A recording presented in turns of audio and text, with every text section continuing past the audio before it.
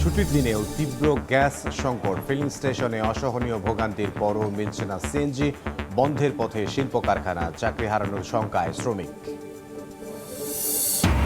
হাবের সুরক্ষা বলয় ভেঙে পড়ায় প্রতিদিনই ঝরছে প্রাণ, জটিল রোগে আক্রান্তরাই বেশি কাবু, উদ্বেগ বাড়াচ্ছে ডেঙ্গির জিনোটাইপ পরিবর্তন, সংক্রমণ বাড়ার আশঙ্কা।